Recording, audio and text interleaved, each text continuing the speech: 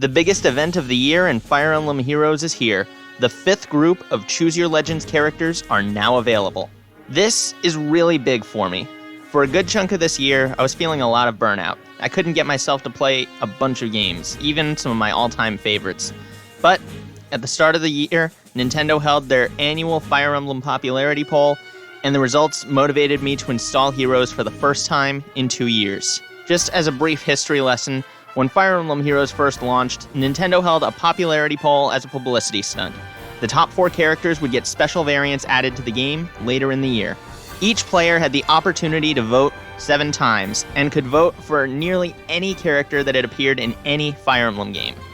Unfortunately, none of the characters that I voted for made it in, but that's okay, because I feel like the 4 winners here absolutely deserve it. Ike, Lynn, Lucina, and Roy. In my opinion, these are the best group of brave heroes we've gotten so far. When the banner released alongside these 4 heroes in August 2017, I invested a ton of time trying to get all 4 of them, finally completing the set hours before the event ended. To start the event off, every player even got to pick one for free. Around this time is when most of my fond memories from the early days of Heroes comes from.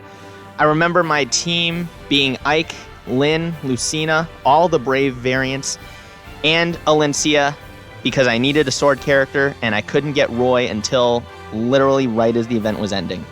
The following year, they held a second poll, same rules, but the previous winners were now ineligible from getting votes.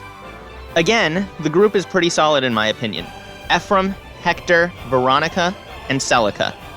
Unfortunately though, I wasn't able to complete the set. I only got Veronica and Ephraim, and didn't get Hector or Celica until earlier this year when I reinstalled the game. Now, when the third poll came around, the results were just one of the many reasons I decided to stop playing the game. By that time, my luck with new character banners had run out completely. I was spending too much of my time playing the game, and now, this. Eliwood and Alm are cool and all, they definitely deserved it, but I was never a huge fan of Micaiah, and Camilla has got to be one of my least favorite Fire Emblem characters of all time. So, because I'm a big crybaby who didn't get what he wanted, I didn't play the game for 2 years, with the exception of one brief logon to receive a free copy of Eliwood. I didn't pay much attention to the 4th CYL at the time, but looking at it now, the results are pretty overwhelming. Characters from 3 houses almost completely controlled the top 10 spots for both genders. And this makes sense. The game was brand new and people wanted to see more of these characters. When I signed back on for the first time in 2 years, I got a copy of Legendary Dimitri, and when I remembered I could pick one of these guys, I figured, why do I need 2 Dimitris? So I just picked Edelgard. But back to the point of this video. I wasn't planning on following CYL earlier this year until I found out that the Gatekeeper from Fire Emblem 3 Houses was eligible for votes for the first time.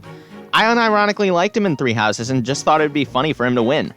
When the midterm results were released, I pledged to reinstall the game if he stayed in the top 2. And when the results were revealed, I couldn't believe that not only did he make it, but he knocked the series mascot, Marth, out of the top spot for the men. The total votes he got were almost as much as first place for the girls and second place for the guys combined. And by the way, I'm just putting it out there that I think we should all rally behind Reinhardt for next year's CYL. Heroes got him his popularity, so now let's see if he can get the ultimate alt in-game.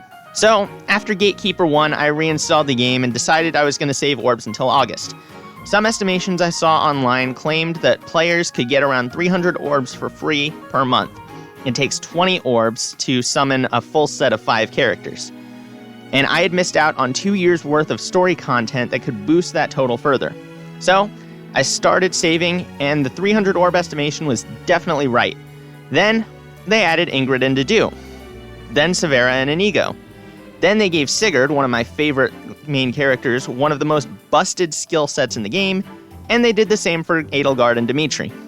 Suffice to say that July has been the only month that I was mentally capable of saving my orbs, leaving me with just over 600 after completing the missing story content. So, with 5 free summons and 600 orbs to spend, let's start this off with my free pick, and who else would I pick but Gatekeeper. Greetings, Professor. Nothing to report, except that I got the best character of the year! Let's go! He's finally here! Just look at all of this. He didn't want to leave his post, so he just brought the whole monastery with him. He even has some pets. So, from here on out, I no longer have any need for any other green tome users ever. Reject Bowie, Byleth, Nino, Orochi, and all the rest. Embrace Gatekeeper as the only option. But I guess I should talk a little bit about the other winners too. Marianne is a dancer, giving other units another turn, but she can only refresh an ally if she activates her special attack, which I don't know how well that's going to work, but it seems interesting. Erica decided to cosplay as her twin brother, and actually her skills are better than I would have ever anticipated, seeing as she got second place for the women. I'd use her more often, but I already have too many lance wielders. And finally, Marth. His art looks cool, his skills are good, he really benefits from having all his allies nearby, but look at this. The description for how Falchion works is a college thesis. Who's actually going to read this? It would take a semester of college-level English and calculus to actually understand all of this.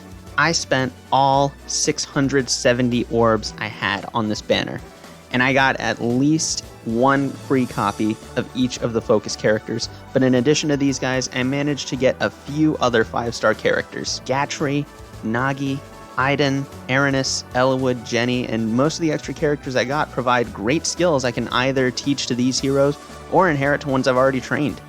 Mikoto's not the best, but I've never had her before, so I'll figure out something for her to do. And Fallen Edelgard, the most busted character in the game. The smart thing to do here would be to train this one up and put her and the one I already have in every defense team I have in the game. See, I could do that, but I happen to have these things called ethics, morals, and a conscience, all of which are telling me that putting both of these Edelgards in a defense team would put me up there in the list of the most evil people in history. Like him, and this guy who put 6 Fallen Edelgards on their defense team. Thanks for forcing me into an auto loss, guy. So, instead, I'll probably just think long and hard about who to give attack defense ideal to. And as for my final tallies with the brave heroes themselves, I got 5 copies of Gatekeeper, 4 of Erica, 3 of Marianne, and 2 of Marth. So for Gatekeeper, I merged him twice, sacrificed 1 to Sophia, who I've been building on and off since launch, and kept 1 that I don't know what to do with for now. I could inherit Close Reversal to either my +10 Robin or Sylvain, both some of my favorite units, or I could get closer to the elusive +10 for Gatekeeper himself. Erica's inheritable skills are so good that I'll probably use all 3 of the 4 I don't intend to keep to inherit skills. For her, I just have so many lance wielders that I'm pretty much just keeping the extra copy around for my collection. Marianne. Her skills are good, I just don't know what to do with them yet. Merge or inherit? It's a tough choice. She's so niche, but her skills, I don't know. And finally, Marth. Thankfully, I got Nagi, who has Distant Counter. If I can find a character that can benefit from both, I'm planning to inherit Distant Counter from Nagi, and then Marth's Distant Pressure and Even Tempest to someone, just don't know who yet. And that was Choose Your Legends 5. Now it's time to look towards the future, and I believe that the future is Reinhardt. Now, another thing to note here is that traditionally, only the winning man and woman get skills exclusive to them. But this year, all 4 of them got exclusive skills. This is a good thing, giving each character something unique about them. But I can't help but feel like this is Intelligent Systems' way of saying that Marth and Erica were supposed to win, so we're giving them the special treatment too. Marth is even the main unit of the story chapter. I hope, though, that Nintendo and Intelligent Systems look at this and go, let's go back and improve the past second-place finishers. Seeing Lucina and Roy, who I spent so long trying to get, receive skills that would help them out would be awesome too, and would help give recognition to those past winners. And looking ahead, I hope the trend continues. I can't wait to see what personal skill Reinhardt has when we push him up to 2nd place next year.